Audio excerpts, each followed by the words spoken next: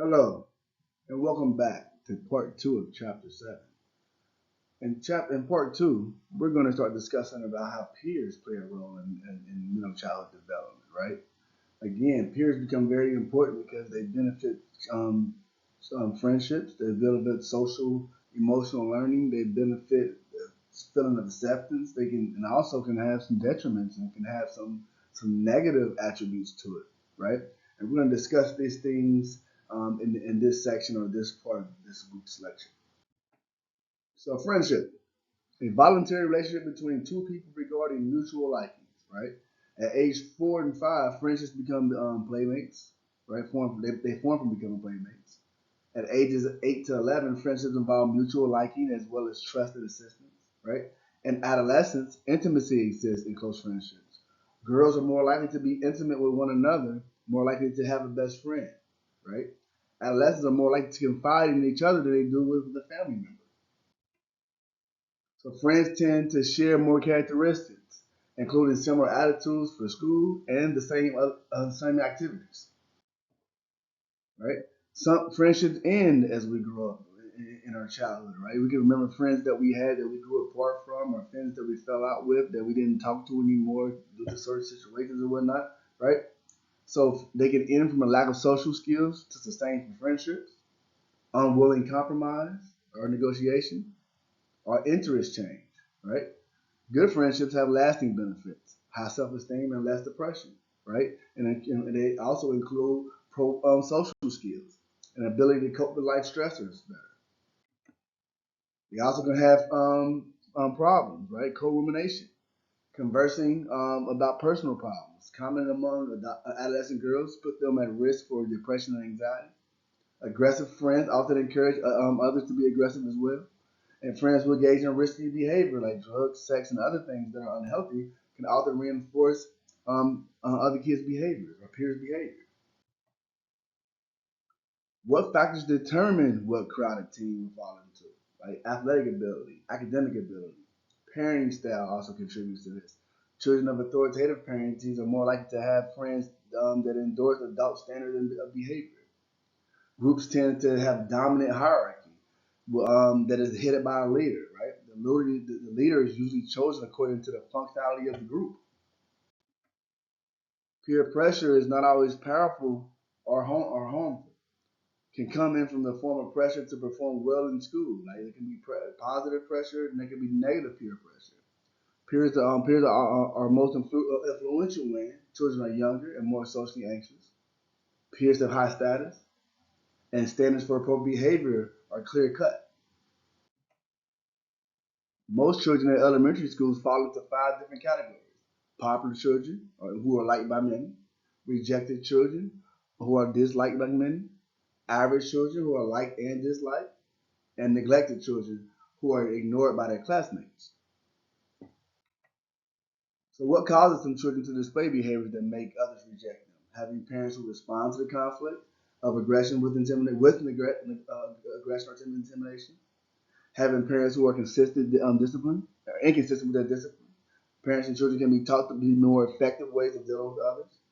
And when there's long-term consequences or rejections are linked to dropping out of school, juvenile crime, or psychopathology. Instrumental aggression. Aggression is used to achieve an explicit goal, right? Seen as early as 1 or 2 years of age. Hostile aggression. This is unprovoked and meant to intimidate, harass, or humiliate. So why are some children continuously targeted by bullies, right?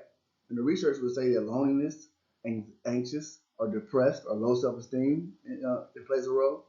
Some overreact to bullies, making them easy bait, and some are unwilling and unable to defend themselves, right? Victims can be helped by increasing their self-esteem and fostering their peer relationships, right? A school climate with zero tolerance for bullying is the best method for prevention. Let's talk about electronic media and the role that this plays in this time period, right? So the learning objectives will be for this section: what is the impact of watching television on children's attitudes, behaviors, and cognitive development? And how do children use computers at home? So TV is an important influence socialization in for American children, right?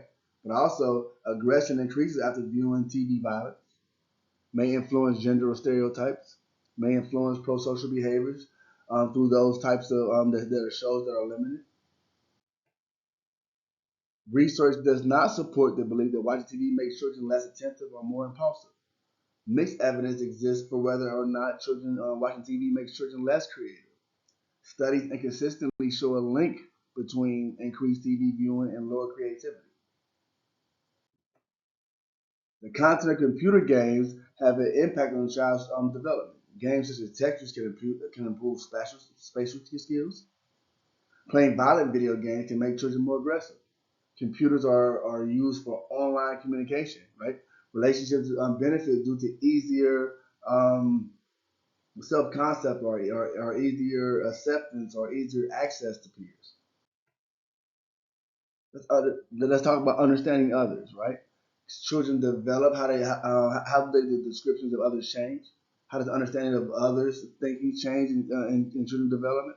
And when and why do children develop prejudice towards others? Let's explore these things in the last couple of slides here. As children develop, the descriptions of others change from concrete observations to psychological or abstract traits. Up until the age of 10, children tend to look for only positive traits in others. If you look here, we see that in Selman stages of perspective taking. Stage one would be undifferentiated. This is from ages 3 to 6. Children know who that they are, and others can have different thoughts and feelings. The next stage will be social information, which is from 4 to 9 years old. Children know their perspectives differ from people because they have access to different information. Next stage is self-reflective, 7 to 12 years old. Children step into another's shoes and view themselves as others do. The next stage is third person. This is 10 to 15 years of age. This is where children can step outside of their immediate situation to see how others and another person is viewed by a third person, right?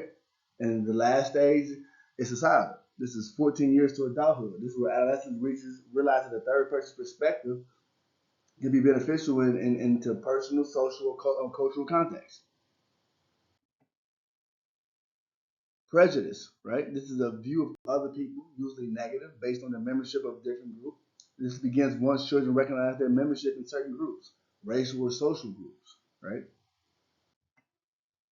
So sometimes it increases early in adolescence. When they internalize the views that are heard from people around them, searching for one's identity can cause negative views for other groups, and a feeling of prejudice is a natural part of a child's development.